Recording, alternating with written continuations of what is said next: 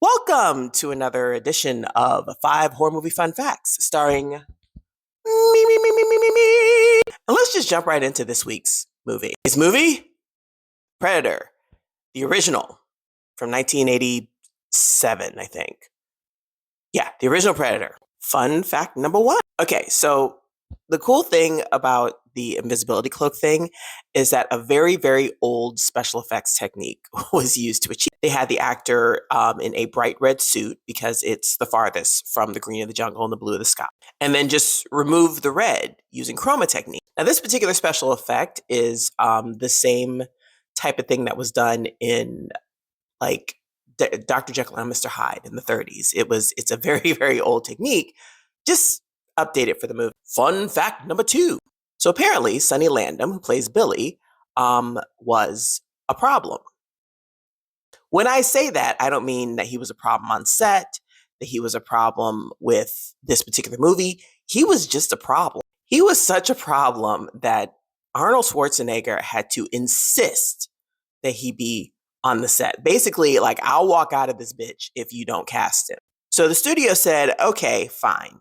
But the studio's insurance company would not cover him unless they promised that a bodyguard would follow him around the set.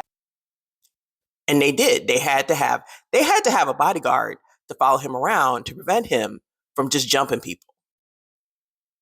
Fun fact number three. So the original plot of this movie had Arnold Schwarzenegger's character, Dutch, go about this whole thing alone. Like, this was supposed to be just him against the Predator. Schwarzenegger thought that this was a terrible idea, and he was the one that suggested that there be a cast of commandos instead. So yeah, Schwarzenegger had a lot of influence on how this movie turned out, apparently. Fun fact number four. Okay, so the manner in which each character dies in this film reflects something that they either said or did earlier in the movie. Hawkins, the guy that was telling the dirty jokes, well, he dies chasing the female character, Anna, because his dirty jokes usually surrounded women. Yeah. Blaine, who utters the iconic line, "I ain't got time to bleed," ends up getting hit with a plasma cannon that basically cauterizes his wound. Yeah, he doesn't have time to bleed, basically. Mac, who's always shaving his face, dies from a plasma cannon wound that spares his face, but very little else. Dylan, who does that really cool arm thing, you know, the you've seen the meme, the two arms, two muscular arms. Yeah, his arm gets ripped off. And Pancho, he says a line to Mac at some point, something like, if he had had time to duck or something. Well, he ends up getting hit in the chest with a tree trunk, which he should have ducked, you see. And finally, fun fact number five, and I'm going to need y'all to be sitting down for this one. I'm not kidding.